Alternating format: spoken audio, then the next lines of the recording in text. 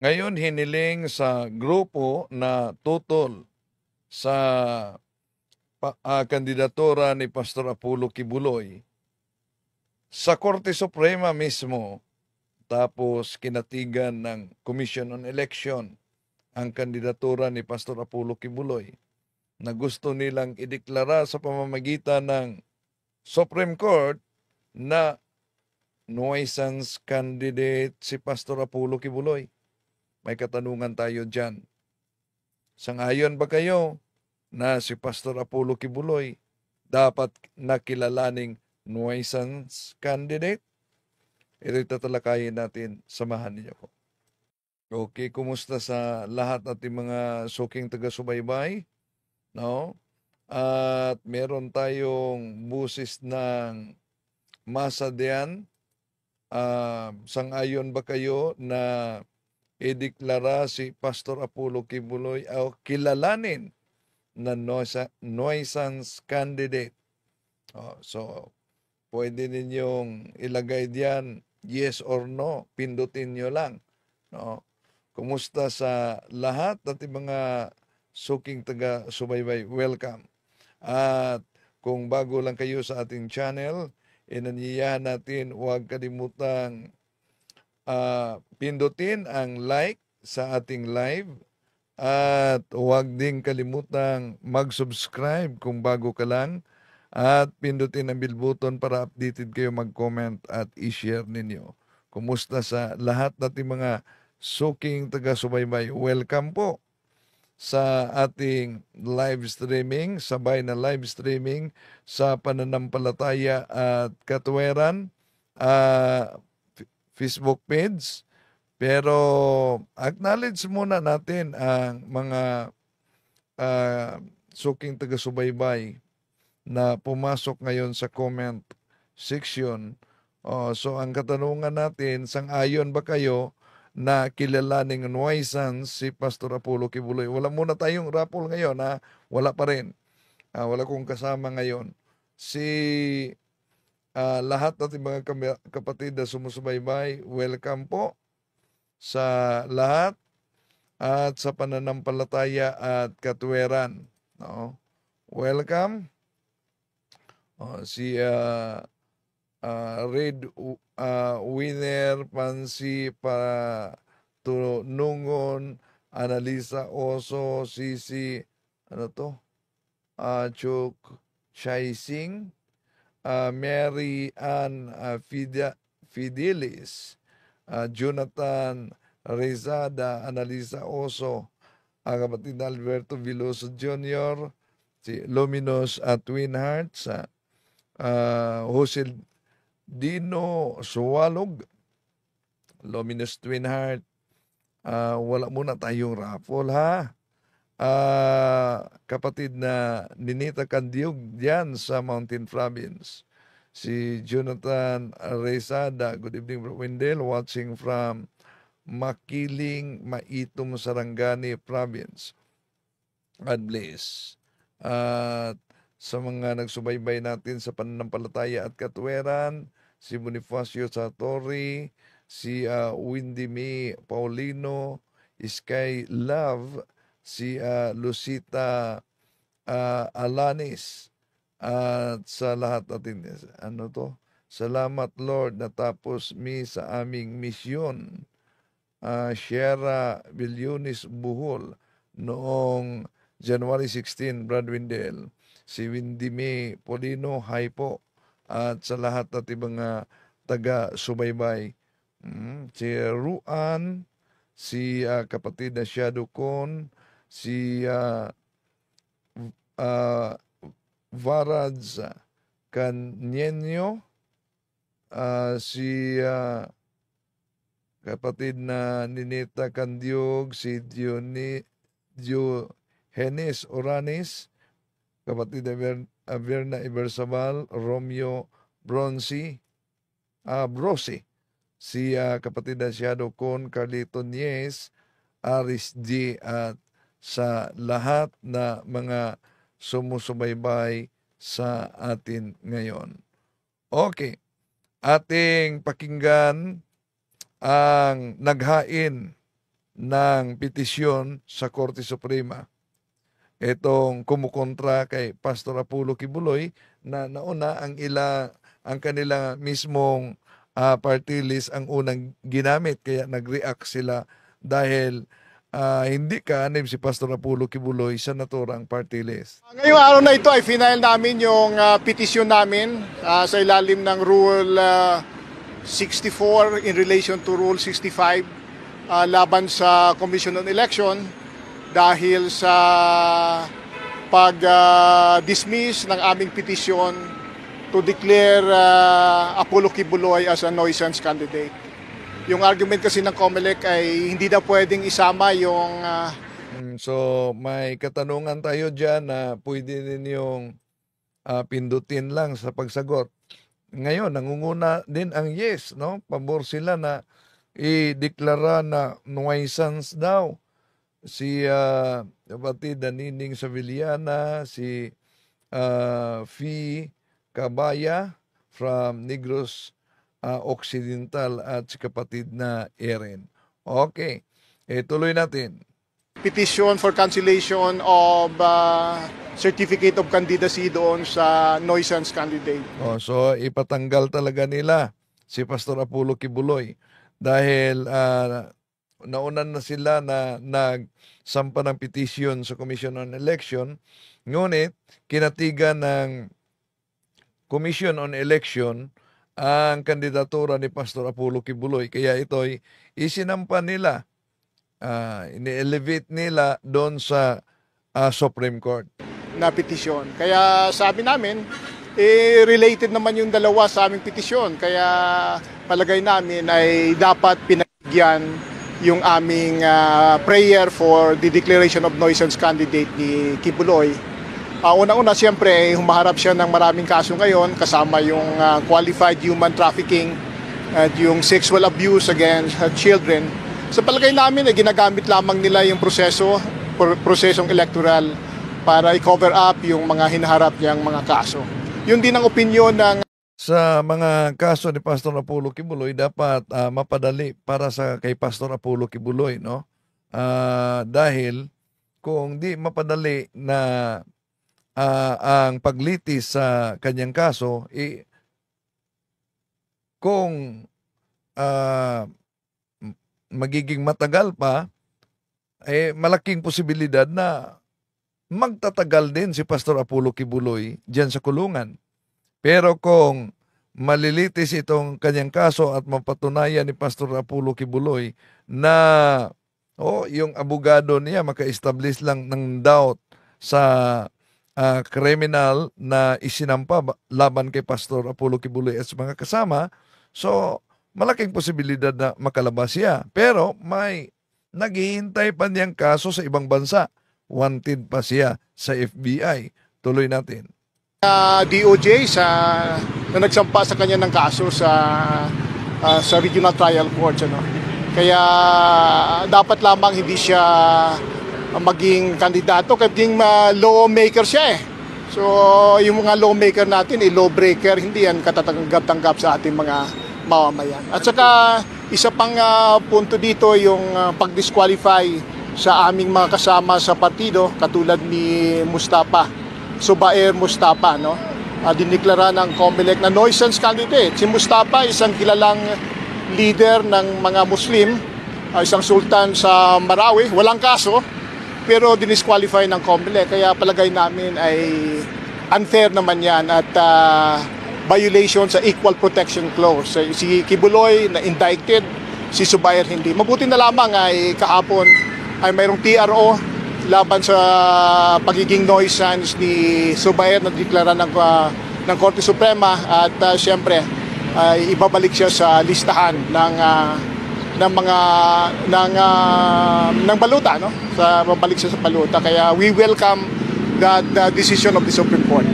So may desisyon ang Korte Suprema. So ibalik sa baluta yung kasama nila na nauna nang idineklara na nuisance daw. Kaya sabi nila, bakit yung sultan sa Marawi na walang kaso pagkatapos diniklara ng Commission on Election na noisan. Samantalang si Pastor Apollo Kibuloy, siguro yung nakita nila ang malaking capability sa pangangampa niya. Marami kasi si Pastor Apollo Kibuloy ng mga miyembro, no? Mga millions din ang miyembro ni Pastor Apollo Kibuloy. Karamihan diyan mga Katoliko. Ang problema nating mga Katoliko, karamihan sa mga Katoliko ay kulang ng kaalaman sa pananampalataya, sa doktrina, kaya madaling matangay. No? Madaling matangay talaga nitong mga nagsusulputang sikta na tatag lamang ng tao sa Iglesia ni Criston Tatag ni Felix Manalo, sa grupo ni Eliseo Soriano, at iba pang mga sikta, Seventh-day Adventist, na grabing magtuligsa sa pananampalataya. So, yung mga inosenteng Katoliko, kahit professional, karamihan talaga. Una, para sa kanila, maraming nag-isip na sapat nang magsimba. At marami ding nagsisimba na di na nagro-rosaryo kasama ang pamilya. At marami ding di na nangaral ng katekismo sa loob mismo ng pamilya.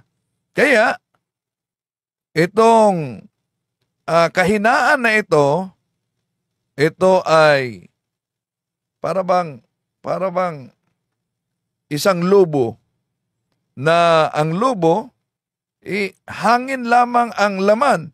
Di madaling matangay nitong mga sikta na sola scriptura, Bible alone, na ginagamit ang Biblia diyan sa kanilang pangangaral, pero katuparan sa babala ng ating Panginoon na bulaang mga mangangaral. Tuloy natin. Sir, itong petition nyo dito is appealing yung decision ng Comelec Bank na hindi nuisan si Kibuloy, tama? Hindi, gusto namin deklara na nuisance si Kibuloy. Pero yung decision ng Comelec, Gusto namin na i-reverse correct. ng korte ang desisyon ng Comelec. At isa pa dyan ay gusto namin nga i-consolidate yung kaso ni Kibuloy at yung kaso ni Subaer, kasi sa tingin namin mayroong violation of the Equal Protection Clause ng ating Constitution. Sir, why nuisance siya? Why nuisance? Unang-una wala siyang, palagay namin, wala siyang interest talaga na tumakbo. On the last day of filing na siya nag-file. Tapos ay may mga kaso siyang hinaharap na napakalaking kaso. Sa palagay namin ay smokescreen niya ito para yung mga kasong kanyang hinaharap ay matabunan. So, yun ang aming teorya, at sana suportahan kami ng Korte Suprema. We cannot make a lawbreaker into a lawmaker. So, paano yun? Di ba Comelec dapat ang magde-declare na nuisance? So, parang in effect, pwede bang ang Supreme Court ang gumawa noon na sila yung magde-declare na nuisance? Maaari po, kasi sa ilalim ng Rule 64 in relation to Rule 65, ang Korte Suprema ay mayroong power to review the decision of the Comelec within 30 days from the promulgation of the last decision. Kasi medyo baliktad yun dito kasi yun sa isa, yun nga, dinedeclare na nuisance. Oo. Tapos hindi, pero ito, yun nga, just the same pwede. Palagay namin under sa Article 69 o Rule the Comelec has the power to declare a candidate nuisance. Pero sa aming palagay, hindi dapat si Subaer ang ma-declare na nuisance, walang kaso, ano? At kilalang Muslim leader. Dapat si Kibuloy ang ma-declare na nuisance. Kasi may hinaharap siyang kaso, at palagay namin ay kino-cover up lamang niya yung mga seryoso mga kaso na hinaharap niya. At ginagamit ang electoral process. So it's a mockery of the electoral system. So kasi di ba yung grupo niya yung ginamit? Yung grupo yung ginamit ni Kibuloy? Yung so binanggit niyo rin po ba yun? Kasama po ba yun?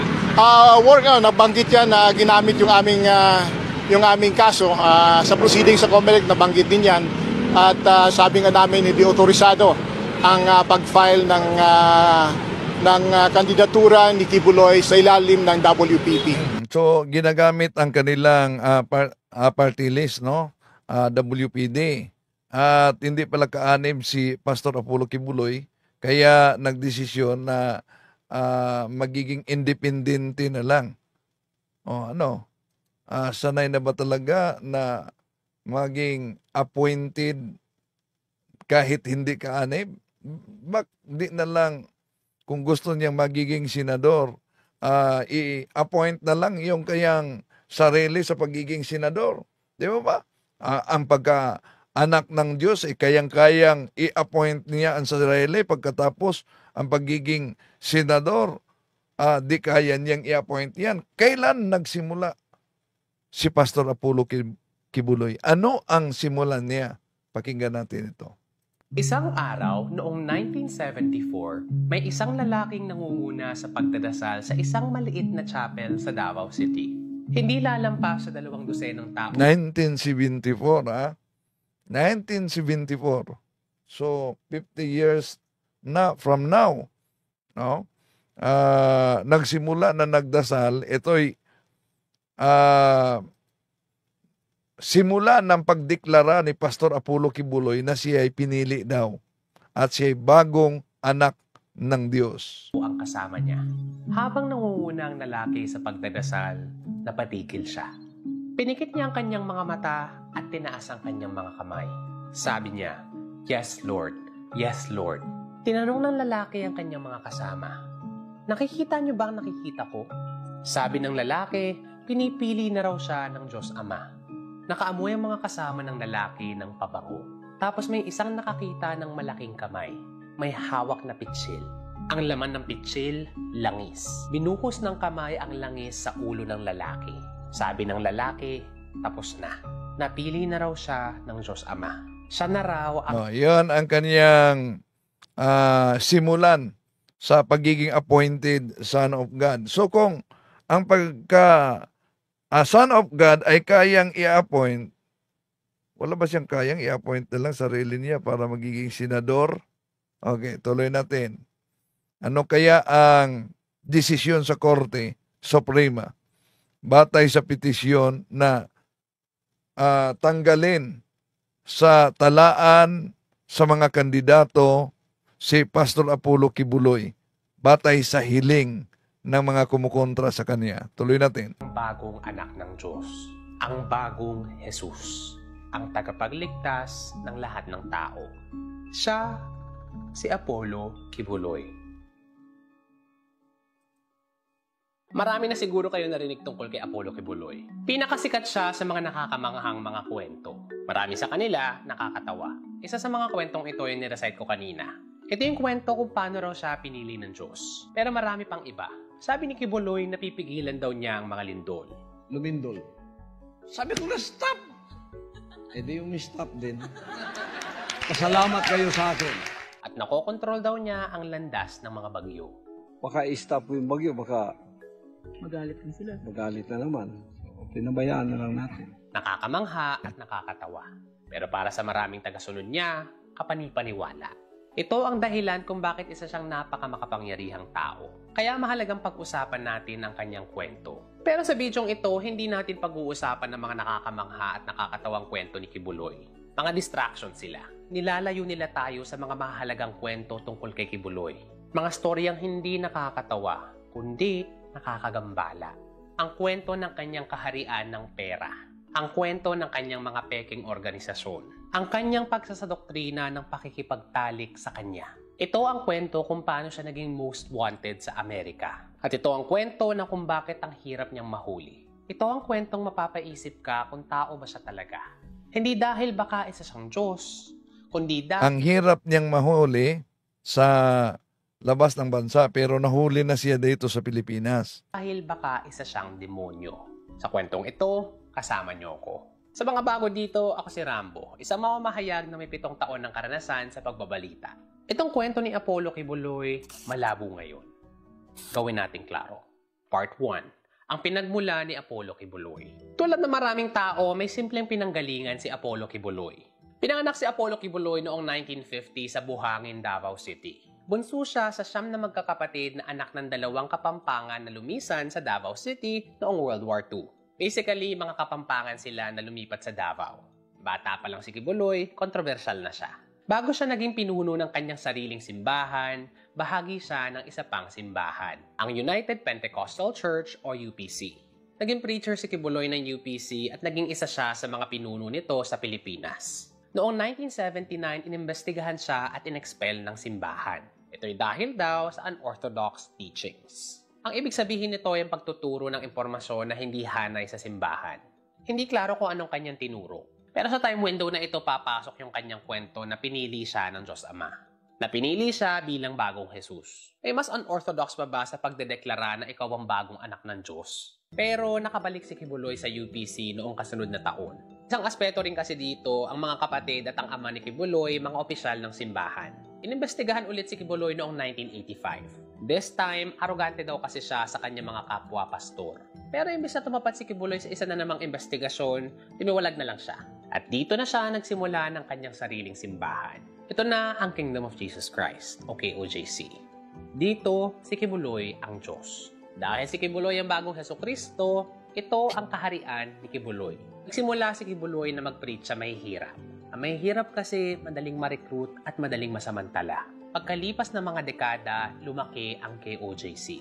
Lampas 6 na milyong mga miyembro ang meron sila. 2 milyon sa kanila, nasa ibang mga bansa. Bakit ang bilis lumaki ng simbahan ni Kibuloy?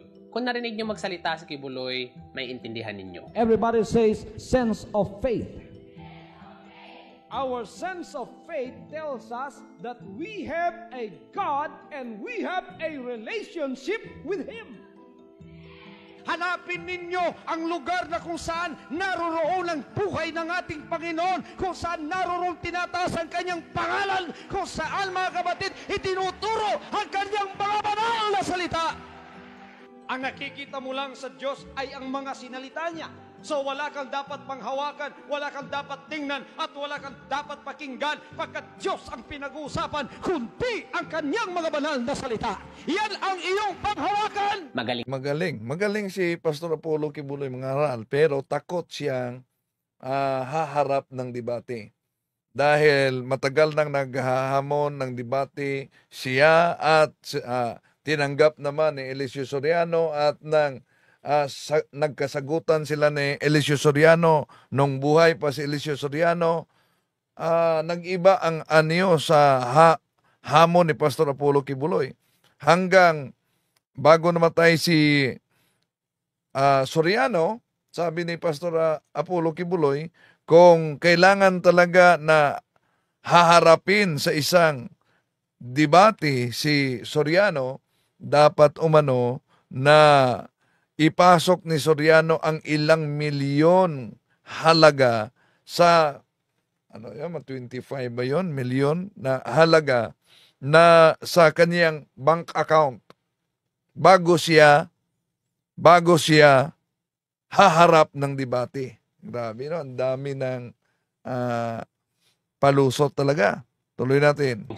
Ito ang kanyang propesyon buong buhay niya. Isa siyang pastor at mahusay siya sa kanyang trabaho. Dahil sa paglaki ng kanyang simbahan, yumaman si Kibuloy. Nagkaroon sila ng napakalaking compound sa Davao City. Nagkaroon siya ng naglalakihang mga mansyon at mga luxury car. Meron na siyang private jet.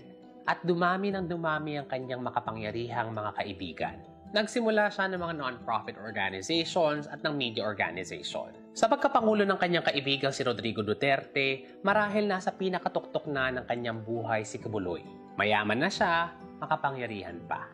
Pero may nangyari noong 2020. Idinimanda siya sa Amerika. Nakita ng mga prosecutor sa Los Angeles, California na si Kibuloy allegedly sangkot sa iba't ibang mga krimen. Paano naging sangkot ang matagumpay na pastor ng isang malaking simbahan sa mga krimen? Well, it turns out, posibleng kaya lamang siya ganito katagumpay at ganito karangyaang buhay ay dahil mismo sa kanyang di umano'y kriminalidad. Part 2. Ang sistema sa kaharian ni Kibuloy. Bago natin maintindihan yung mga alleged crimes ni Kibuloy, kailangan nating maintindihan yung sistema sa kanyang simbahan. Dito kasi mismo sa pamamalakad ng kanyang simbahan lumabas sa mga problema. Ito ang una ninyong kailangan malaman. Money-making scheme ni Kibuloy ang KOJC. Sa simbahang ito, ang pera ay para sa Diyos nito, si Kibuloy. Dahil dito, nasa gitna ng kanilang pananampalataya. Sa simbahang ito, ang pera ay para sa Diyos. At sabi niya, si Kibuloy. Ang pera. Kung sa ibang mga simbahan, uso yung mga tithe o yung 10% ng sweldo, ibibigay sa simbahan para sa kay OJC, wala pa ito. Sa kwento ng mga former members, sinasabi nila na ang hinihingi ng kay OJC, lampas pa sa kanilang kinikita. May detalyadong series dito ang Rappler. Nireport ito at sinulat ni Inday Barona at ni Herbie Gomez. Kailangan nyo ito mabasa. Iiwan ko yung link sa description ng video na ito. Ayon sa pakikipag-usap ng Rappler sa mga former members ng KOJC, ang simbahan nabubuhay sa solicitation, sa paghihingi at panlilimos ng pera. Ang gumagawa ng lahat ng ito, ang mga miyembro. Ang mga miyembro ng KOJC, mula pagkabata hanggang pagkatanda, pinagsosolicit ng simbahan. Pinapalimos sila ng simbahan at meron silang mga quota. Sabi ng isang former member sa isang Senate hearing, ang kanya raw na daily quota, 3,000 pesos. Ang tataas ng quota nila. Para maabot ang kanilang mga quota, marami sa kanila nagsisinungaling. Yung iba sa kanila, pinepresenta ang kanilang sarili bilang mga miyembro ng mga charity. Yung iba sa kanila, nagkukunwari na bingi at pipi. Marami sa mga nanonulisit may mga trabaho. Ginagawa nila yung kanilang panunulisit pagkatapos ng kanilang 8 to 5. Parang part-time work ang pagiging bahagi sa KOJC. Labas sa kanilang regular na panunulisit, merong mga malaking ambagan sa tuwing merong selebrasyon ang simbahan. Ayon sa mga former member na nakausap ng Rappler, malaki daw ang hinihingi sa kanila tuwing Christmas season. Sa Christmas season kasi maraming pera ang dumadaloy. Pero hindi pa ito ang pinakamalaking ambagan. May pinakamalaking ambagan sa birthday month ni Kibuloy. Abril kada Abril 25, si Pastor Apollo Kibuloy, birthday. No, ni Pastor Apollo Kibuloy. May ambagan daw. taon nagfa-fundraising ang simbahan para maregaluhan si Kibuloy ng mga sasakyan at ng mga bahay. Ang tawag dito ay ang Month of Blessings o MOB. Hindi ligtas sa panunulisit ang mga bata. Dahil walang trabaho ang mga bata, imbes na maglaro sila tulad ng ibang mga bata, pinagsosolicit sila. Sa kwento ng mga dating mga miyembro, ang kanilang shift, 8 a.m. to 8 p.m. Basically child labor. Araw-araw, meron din silang quota. Kung hindi nila maabot itong quota, mas matagal pa silang manunulisit. Tulad ng mga matatanda, itong mga bata, nagpapanggap na bahagi ng charity. At yung iba rin, nagpapanggap na bingi at pipi. Meron din nagpapanggap na out-of-school youth. Ang ilan sa kanila, mga totoong out-of-school youth. Pinatigil sa pag-aaral ng simbahan at ng mga magulang para manulisit. Lahat ito, sa ngalan ng pera para kay Kibuloy. Para sa kanilang Diyos. Nakapaloob sa kanilang doktrina ang pera. Kaya naman kung hindi nila maabot ang kanilang mga quota o ang mga target ng kanilang mga ambagan, makasalanan silang tao. Mortal sin ang hindi pagbibigay ng sapat na pera. May nakausap ang Rappler na nagsasabing kung hindi mo maabot ang iyong quota o target, totorturin ka. Katakot-takot. Napapaisip siguro kayo. Bakit? May lumabas na yan sa Senate hearing, di ba? Kung ano mangyari sa may nagreklamo na hindi nakaabot sa naturang quota. Hindi sila umalis agad kung ganito ang sistema. Isipin nyo ito. Kung pinalaki kayong sinasabihan na ang Diyos ay si Apollo Kibuloy at ang paraan para makapunta kayong langit kasama siya ay pagbibigay ng pera, malamang magbibigay din kayo ng pera. Sa takot sa impyerno, aambag din kayo. To be fair, for sure meron mga tao ditong talagang nakahanap ng komunidad. Pero hindi maitatanggi na maraming problema sa pamamalakad ng simbahang ito. Kaya nga marami ring umalis. Ngayon at pag-usapan na natin kung paano pinapatakbo ang kaharian ni Kibuloy, pag-usapan na natin ang mga kaso. Part 3, Labor Trafficking.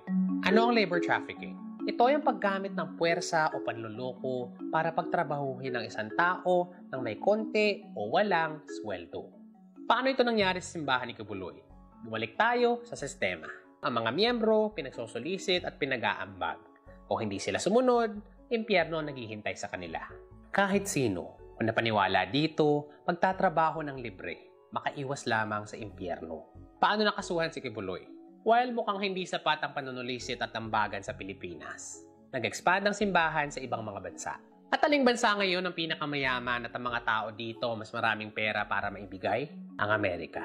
Isipin nyo dollars ang kanila nahihingi. Pero syempre, strict ang Amerika sa mga visa at ang pagkita ng pera sa kanilang bansa. Dito nahuli ang mga miyembro ng simbahan ni Kibuloy.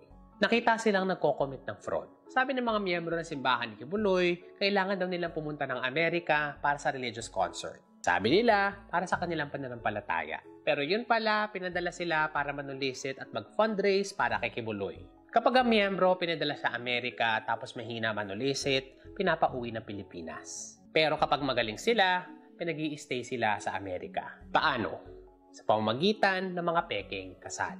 Gamit ang mga pekeng kasal, yung leader ni Pastor Apollo Kibuloy nakasali sa kaso doon sa Amerika ay kumanta na kaugnay dito. Silang i-petition. At pwede pa silang manulisit at mag-fundraise para kay Kibuloy. Not in pesos, in dollars. Pero kahit na dollars ang kanilang pinapasok na pera para sa simbahan, ang kanilang working conditions, parang sa Pilipinas rin. Buong araw na solicitation, araw-araw, buong taon. Ito ang nakakagambala dito. Para makapanulisit ang kanyang mga miyembro sa Amerika, itong si Kibuloy, nagtayo ng NGO. Ang pangalan ng NGO, Children's Joy Foundation. Ang misyon daw ng organisasyong ito ay paglingkuran ng kabataan na nabubuhay sa kahirapan. May hatak sa puso. Swak para manulisit sa Amerika. Sabi ng mga miyembro na nanulisit sa Amerika, ang pera raw para sa mga naghihirap na mga bata. Yun pala, para kay Kibuloy. Sa Amerika, ang dami nilang perang na-solicit at na-fundraise. From 2014 to 2019, nakapagpadala sila ng at least $20 million sa Pilipinas. Grabe. Lampas 1 bilyong piso ito. Karamihan ng pera hindi napunta sa charity. Karamihan ng pera napunta sa simbahan. At karamihan ng pera sa simbahan napunta kay Kibuloy. At ito lang yung pera sa Amerika ha. May mga miyembro at mga branch ang KOJC sa buong mundo. Ano pa kaya ang karanasan ng ibang mga miyembro sa simbahang ito? Ano pa kaya ibang mga paraan ng simbahan para makakalap ng pera para kay Kibuloy? Nakakatakot na isipin. At wala pa tayo sa pinaka-nakakatakot na bahagi ng kwento. Part 4, Sexual Abuse. Trigger warning, ang kasunod na mga impormasyon ay may kinalaman sa sexual abuse. Ayon sa mga demanda, si Kibuloy at ang kanyang pinakamalapit na mga miyembro nag-recruit ng mga babae bilang kanyang mga personal assistant. Natawag silang mga pastoral. Siyempre, kailangan ng makasimbahang titulo. Sa mga babaeng ito, pinapahanda ni Kibuloy ang kanyang mga pagkain. Pinapalinis niya ang kanyang mga bahay. Nagpapamasahe siya. At sa gabi, meron silang tinatawag na night duty. Sa night duty, required silang makipagtalik kay Kibuloy. Sa doktrinang ginawa ni Kibuloy para sa kanyang mga miyembro, ang pakikipagtalik sa kanya, kagustuhan ng Diyos. Ang pakikipagtalik daw sa kanya, isang pribilehiyo. Sa doktrina ni Kibuloy, ang pakikipagtalik sa kanya ay katumbas ng pag-aalay ng sarili sa Diyos. Totoong nakakaistorbo. Nangyari daw ito mula as early as 2002 up to as late as 2018. Ang pinakabata daw dito sa mga babaeng naging pastoral, 12 years old. 12 years old. Nakakagalit na isipin kung anong pinagdaanan ng mga babaeng ito. Lalo na yung mga bata na walang kaalam-alam. Pinagsamantalahan sila. Kung totoong nangyari ang mga ito, paano ito nagawa ni Kibuloy? How did he get away with it? Marunong siyang lumaro ng politika. Part 5. Ang politikong si Kibuloy. Bago pa man naging kilala si Kibuloy, meron na siyang kakampi sa politika. Si Rodrigo Duterte. Sa Davao, naging political ally ni Kibuloy si Duterte. Tinatawag pa nga spiritual advisor ni Duterte si Kibuloy Merong isang notable case noong 2008 nung nasa Davao sila pareho. Ayon sa kwento, merong isang indigenous leader na kumalaban kay Kibuloy. Si Dominador Jarog. Noong panahong iyon, ayaw ibenta ni Jarog ang kanyang lupain kay Kibuloy. Si Kibuloy kasi gustong i-expand ang kanyang simbahan. Pero kailangan nila yung lupa ng mga IP. Ang nangyari, pinatay si Jarog. Sa takot, lumaya sa mga IP sa lupa at kinuha ito ni Kibuloy. Pinaniniwala ang pinapatay ni Kibuloy si Jarog. Walang nahanap na pruweba ang investigasyon. Ang mayor ng Davao noon at ang may hawak ng pulis, si Duterte. Pinaniniwala ang pinrotektahan ni Duterte si Kibuloy. Close si Duterte at si Kibuloy. Noong tumakbo si Duterte sa pagkapangulo, lahat ng resources ni Kibuloy binigay niya kay Duterte.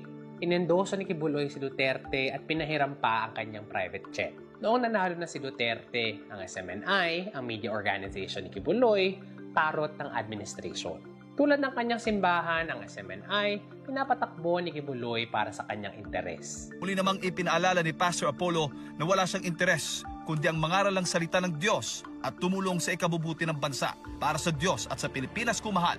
Ito si Jade Calabroso, SMNA News. Dahil parot ng Duterte administration ng SMNI, nirewardan ito ni Duterte. Pagkatapos na maling ipasara ang ABS-CBN, pinigay ni Duterte ang frequency ng ABS-CBN sa SMNI. Sa ilalim ni Duterte, narating ni Kibuloy ang kanyang pinakatuktok. Grabe, oo. Grabe talaga ang koneksyon ni Pastor Apollo Kibuloy. Pero, totoong sinasabi ni Kuya Kim, wither lang. Kakampi niya ang Pangulo. Ang SMNI, kakampi ng administrasyon. Ang kanyang simbahan, katulad niya, untouchable. Kahit na ang Amerika, hindi siya mahabol dahil kay Duterte. Pero, natatapos ang lahat ng administrasyon. Nagbago ang lahat kay Kibuloy pagkadating ng administrasyon ni Bongbong Marcos. Ito na ang downfall ni Apollo Kibuloy. Ang unang pagkakamali ay nanggaling sa SMNI. Sa isang programa kung saan, as usual, puro kasinungalingan ang kanilang pinapalabas, maling tao ang kanilang pinalaban. Pinalaban ng SMNI si House Speaker Martin Romualdez, ang nagkukumpas ng Kongreso at ang pinsan ng Pangulo. Meron akong video na pinapaliwanag ang buong issue na ito. Ang kailangan nyo malaman, nagkamali ang SMNI na itatake nila si Romualdez. Dahil dito, pinalaban sila ng Kongreso. Inimbestigahan ng Kongreso ang SMNI. Sa huli, nanawagan ng Kongreso na isuspinde ang SMNI. At nangyari ito. Kasabay nito, nagsimula ng sariling investigasyon ng Senado. Ang tuon naman ng Senado, ang mga abuso sa loob ng simbahan ni Kibuloy. Ito yung labor trafficking, yung fraud, at saka yung sexual abuse. Ang Senado, at least 3 beses na tinawagan si Kibuloy na magpakita sa hearing. Sa lahat ng ito, hindi siya nagpakita. Dahil dito, nanganganib na si Kibuloy na ipaaresto ng Senado. Ang Amerika naman, handa na siyang ipa-extradite. At mukhang handang tumulong ang Marcos administration. Sa loob ng 2 taon, mula sa pinakatuktok, bumagsak si Kibuloy. Ito na kaya ang katapusan ni Apollo Kibuloy? Ngayon at nahabol na siya ng batas, ito ang panawagan ni Kibuloy. Patalsikin ang Marcos administration. Sumunod po kayong lahat at tayo ay magkaisa ngayon para itaas ang bandila ng kalayaan. Ano man ang mangyayari sa akin tulad ng aking amang si Jesus Christ, ipinako sa krus, ay handa po akong mag-alay ng aking buhay sa isang worthy cause na sinasabi ko dito. Isang desperadong panawagan. Hanggang sa huli, ang kanyang pananalita ang kanyang pinagkakapitan. Pero hindi tulad ng dati, ngayon, hindi na sapat ang kanyang mga salita. Wala na si Kibuloy sa kanyang kaharian. Sa labas ng kanyang palasyo, si Apollo Kibuloy, tao rin lang. At bilang tao, kailangan niyang humarap sa batas. Yun. Ang istorya kay Pastor Apollo Kibuloy. Ano kaya ang desisyon sa Korte Suprema? Katigan kaya nila ang kandidatura ni Pastor Apollo Kibuloy? Abangan natin yan. Apollo C. Kibuloy, isang pastor na naging kilala dahil sa pagiging matalik na kaibigan ni dating Presidente Duterte. Naging kilala rin siya dahil sa kanyang mga sinasabing siya ang appointed son of God. Ginawa lang niya akong hinirang niyang anak sapagkat tapat ako sa kanyang mga salita. Before they can come to the Father, they go through me. Every human beings. Wala nga yung katotohanan. Ako ang daan at ang buhay. Pag di kayo dumaan sa akin, hindi kayo pupunta sa langit. At ginawa nga itong katawa-tawa ng publiko. Pinakakalaban ni Kaano. Feeling ko si Kiboloy. Yung nagpainto ng lindol. Nandito din si Kibuloy na kuy-koy. Di ko may pagkakaila na ganito rin ang imahe na nakatatak sa utak ko kapag sinasabing Kibuloy. Hanggang sa napanood ko ang balitang ito. Muling nagkita ang matalik na magkaibigan na sina Pastor Apollo C. Kibuloy at dating Pangulong Rodrigo Duterte kung saan sabay silang nag-motorbike. Hindi naman ako nagulat na magkita magkasama sila dahil magkaibigan naman tong dalawang to. Alam mo kung saan ako mas nagulat? Dito. Oo, dito. Sa sasakyang ito. Sobrang ganda at mukhang mamahalin kaya agad yung tiningnan kung magkano nga ba ito. Ito pala isang Can-Am Spyder RT na nagkakahalaga ng $31,000, mahigit kumulang 1.7 million pesos. At doon ko nalaman na ang sasakyang ito ay isa lamang sa mga luhong sasakyan ni Kibuloy na milyon-milyon ang halaga. Meron pa siyang mga private jet at ang isa ay nagkakalaga ng 900 milyong pesos. Bell 429 private helicopter, 350 milyong pesos. Mercedes-Benz G-Class, 16.5 milyong pesos. At maliban sa mga maluhong sasakyan na ito, meron din siyang mga ari-arian na bilyon-bilyon ang halaga. Katulad ng Kingdom, isang indoor arena na mas malaki pa sa Philippine Arena. At kung matatapos ang proyektong ito ng pinakamalaking indoor arena sa buong mundo. Tinatayang 13 billion pesos ang budget sa proyektong ito. Tama yung Prayer Mountain, isang pasyalan na malaparaisong lugar na may 8 ektaryang lapad. Tinatayang 2 billion pesos ang halaga nito. Glory Mountain, isa ding pasyalan na may sukat na 25 hektaryas, tinatayang 1.5 billion pesos ang halaga nito. Sunshine Media Network International o SMNI, isang TV station na may estimated net worth na 250 million pesos. At bukod sa marami siyang kilalang politiko, ay namimigay din siya ng mga ari-arian, mga sasakyan, at nagpapahiram din siya ng mga private jets and helicopter sa mga politiko. Si Pastor Kibuloy ang nagpahiram po ng eroplano at helicopter kay Duterte noong panahon ng kampanya. At ayon sa isang report, si Kibuloy ay may estimated net worth na $160 million o mahigit kumulang 8 billion pesos. At sinasabi niyong ang taong ito ay isang pastor at hindi negosyante? Ngunit saan? Saan nga ba nanggagaling ang kanyang mga yaman? Ito ang katanungan sa aking isipan. At doon ako nagsimulang tuklasin kung ano nga ba ang katotohanan. Kingdom of Jesus Christ, ang simbahan na itinayo ni Pastor Apollo Kibuloy noong 1985. Nagsimula siyang mangaral sa 15 tao at ngayon meron na siyang humigit kumulang 7 milyong miyembro. Simple lang ang paniniwala ng simbahang ito. Sinasabi ni Kibuloy na siya ang pinili ng Diyos at siya lang ang susi at daan para makupunta sa langit. Pag di kayo dumaan sa akin. At dami ding naniniwala nito. Bakit? Matagal nang bamala kasi. Panahon pa nila ni San Pablo at San Pedro. Sa ikalawang Pedro, Kapitulo 2, versikulo 1 hanggang 3. Noong una, may mga huwad na propetang lumitaw sa Israel. Gayon din naman, may darating sa gitna ninyo ng mga huwad na guro. Lihim silang magtuturo ng mga maling aral na ang dulot ay kapahamakan. Pati ang Panginoong tumubos sa kanila ay kanilang itatakwil, kaya't di magtatagal at sila'y mapapahamak. At marami silang mahihikayat na sumunod sa kanilang kahalayan. At dahil dito, pati ang daan ng katotohanan ay malalapastangan. Sa kanilang kasakiman, lilinlanin nila kayo sa pamamagitan ng kanilang aral na katang-isip lamang.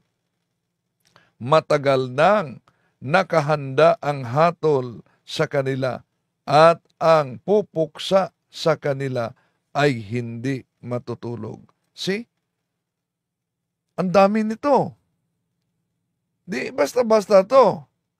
Magbago ba itong pahayag at babala na yung nadala, yung natangay sa mga ngaral na tinutukoy bulaan ay hahatulan din. So, ang dami, di po ba? Okay, tuloy natin.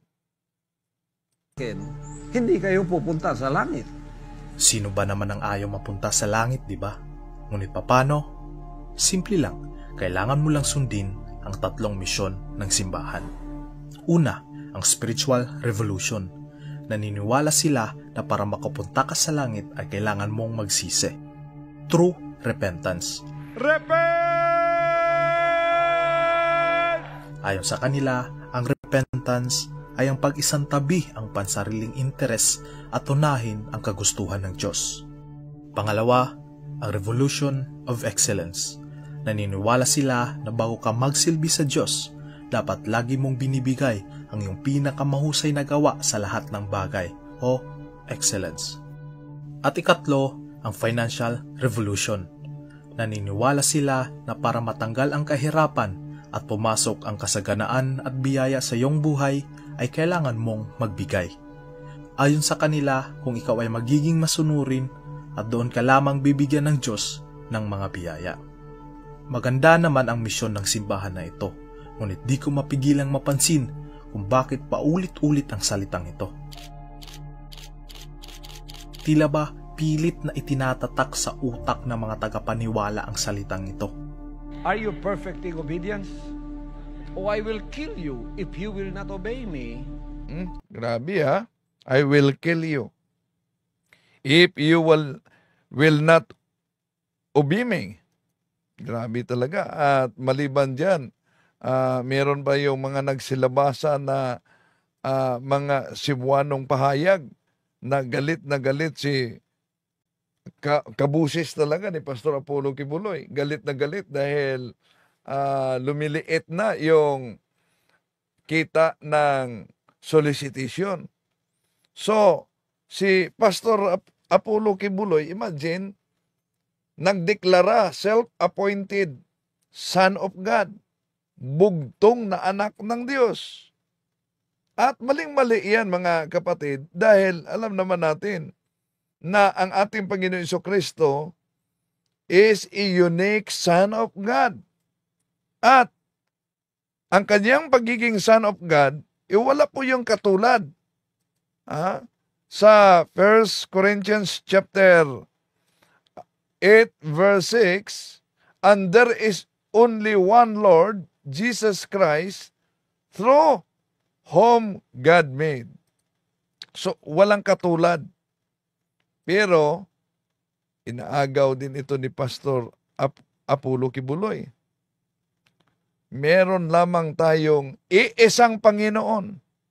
The one and the only. So, natural, kung sinabing the only, meron pa bang kasunod? Meron pa bang iba? Hindi, wala na. At ang ating Panginoong Hesus, nagsabi siya sa Revelation chapter 22 verse 13 na I am the Alpha and the Omega, the first and the last, the beginning and the end. So malinaw yang pahayag ng ating Panginoong Hesus. Kaya mali po ang claim ni Pastor Kibuloy na siya ang huli. Yung claim niya na siya ang huling appointed Son of God. Kapag sinabing una at huli na nabasa natin, meron mang kasunod yan? Di ba? Wala. Kaya mag-ingat talaga, no? So, ang leksyon nito mga kapatid, na sa mga nagsubaybay ngayon, huwag niyong kalimutan na ipangaral ang katisismo sa loob ng ating tahanan. Dahil marami ngayon na para sa kanila sapat na magsimba, pero kulang, walang alam sa ating pananampalataya. Okay. At kung isa ka ng ganap na follower at disipulo ni Kibuloy, dito na papasok ang kanyang pagkita ng pera. Karaniwan sa mga simbahan na umaasa lamang sa mga donasyon ng mga miyembro nito at kadalasan walang minimum kung ilan ang gusto mong ibigay. Ngunit ang simbahan ni Kibuloy ay sumusunod sa isang sistema ng donasyon na tinatawag na tithing. Ang konsepto ng tithing ay simple lang. Ang donasyon na ibibigay mo ay dapat 10% ng iyong kinikita. That is the tithes. Matigas ako sa pangangaral ng tithes. Hindi ka lang magbigay ng iyong tithes, magnanakaw ka na. Pagkatapos magbigay ka ng tithes, huwag mo na baguhin yon because that is already God's will. Siya na ang nag-decide kung magkano ibibigay mo. Tithes, 10%. Kung ikaw naman ay may magandang trabaho, ay bibigyan ka ng financial quota o fixed donation na itong halaga na ito ang kailangan mong ibigay. I have given right away a financial quota, like just right away. When I get back, I just baptize and then they're giving me like 2,000 Singapore dollars. Isa ring paraan para may maiambag ang isang miyembro ay maging isang ganap na full-time spiritual worker. Ang spiritual worker ay ang mga taong nasa loob ng simbahan na nagtatrabaho para sa kanya. At so tuwing matatapos ang isang event, marami ang nag-claim tulad ni Pastor Apollo Kibuloy ng tithes, yung ikasampung bahagi, mga kapatid. Pero kung tignan natin ang Hebreo Kapitulo 5, versikulo 7, malinaw ang sinabi diyan. Ang mga pare mula sa angkan ni Levi ay itinakda ng kautusan na tatanggap ng ikasampung bahagi mula sa taong bayan na kailangan na kanilang mga kapatid, kahit ang mga ito ay mula rin kay Abraham. So, sino daw ang tatanggap sa ikasampung bahagi, yung tithes, mga kapatid? Ang mga pare mula sa angkan ni Levi. Iyan dami ngayon na gamit ng tithes kahit hindi mga pare sa angkan ni Levi. Tuloy natin. Kumbinsi ang ibang miyembro na maging full-time spiritual worker ni Kibuloy. Kadalasan, mga teenager na miyembro ang kanilang kinukumbinsi. Sinasabihan sila na baka ito na raw ang kanilang great calling. Towards the end of the events, there is encouraging message that whoever want to join and become a full-time worker, it's going to be a great calling. This is the best calling of your life because you're going to be serving the best of the Lord Jesus Christ. Mga manggagawa sa Espiritu. Yung manggagawa, yun ang tatanggap ng reward. Ang reward ay buhay na walang hanggan. Kaya huwag kayong manatiling new convert. Huwag kayong manatiling disciple. Huwag kayong manatiling member. Kailangan maging worker kayo in the Spirit. Pagka-worker in the Spirit na kayo, anak na kayong tunay ng Diyos na pwedeng pagkatiwalaan din. Hallelujah! At kung ikaw ay sanang ganap na full-time spiritual worker, isa sa iyong mga trabaho ay ipapadala ka sa iba't ibang lugar para maglibot at manghingi ng donasyon. So, I can tell you how we get a lot of money. Number 1, pretend that you are a student. You are a student, you are a self-supporting student, and you are doing this for your study, to continue your study. You don't have parents, you don't have family, and yet you are surviving as a student. So they will give you a big chunk of money because they feel terrible. Now, the other thing is, we pretend that we were deaf and mute. So we try to do the sign language pretending that we were deaf and mute. Ang iba naman ay pinaglalako ng puto, utap o mga kakanim para ibigay ang pera na kinikita sa simbahan. Miyembro ni Kibuloy nagpalimos. Okay, ito, nagkasagutan ito sila ni Kibuloy at itong si Pastor Joel Apolinario, faction ng Seventh-day Adventist. Itong si Pastor Apolinario may scam na negosyo ito, no? At dami talaga ang sumali dito. Nung di pa nagreklamo si Kibuloy, grabe, mga ilang taon ba, mga 6 na siguro na taon, na umiikot ang pera sa kay Kibuloy, kay Apolinario. Pero si Kibuloy, during the time, ay spiritual advisor ni dating Pangulong Rodrigo Duterte. Kaya, yon,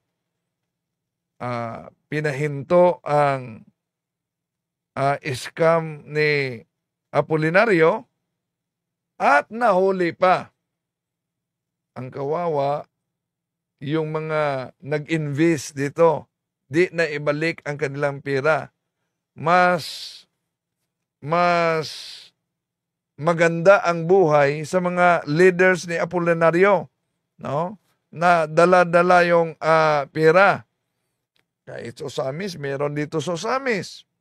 Sa Aristan Village, no? Meron.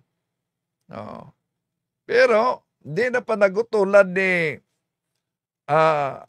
Apolinario. Si Apolinario ngayon, nandiyan sa kulungan na, kasama yung misis at iba pa. No?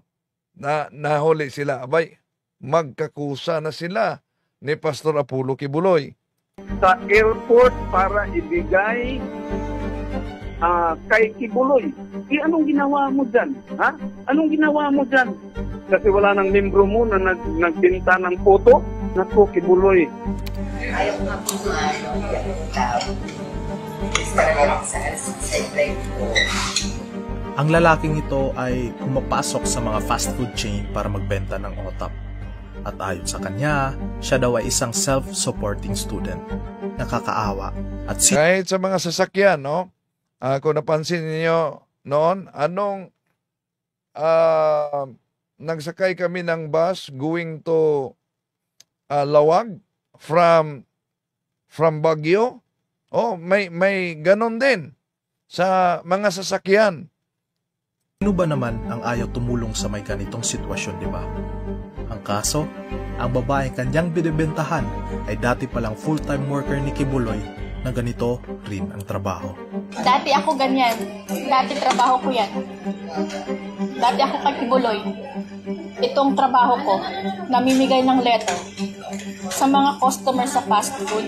Nagtitinda ng kakanin, pastillas. Ganyan din ang trabaho ko. Todo tanggi pa ang lalaking ito na hindi raw ito para kay Kibuloy. Alam mo, kilala ko yun. Para kay Pastor Kibuloy yan.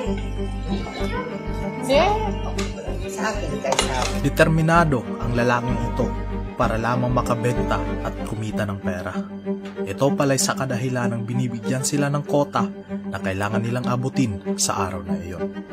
At para mapadali ang pag-abot ng kanilang kota, nagpapanggap silang self-supporting student.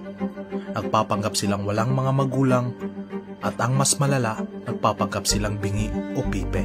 So sa mataas na panahon, itong pagpapanggap na ito ay nakalusot. No? Pero iwan ko ngayon, itong paraang ito, lulusot pa kaya? Ano ang posibleng hatol o desisyon ng Supreme Court kaugnay sa petisyon? Si Pastor Apollo Kibuloy, matuloy kaya ang kanyang pagtakbo bilang senador o siya'y maideklarang nuisance candidate sa Supreme Court? Di natin alam. Kung matuloy man talaga at katigan ang kandidatura ni Pastor Apollo Kibuloy kahit sa Korte Suprema, ang tanong, manalo kaya siya sa eleksyon? Maraming salamat po sa inyong pagsubaybay. Hanggang sa muli, ito yung lingkod, Brad Windel Talimong. Bye-bye.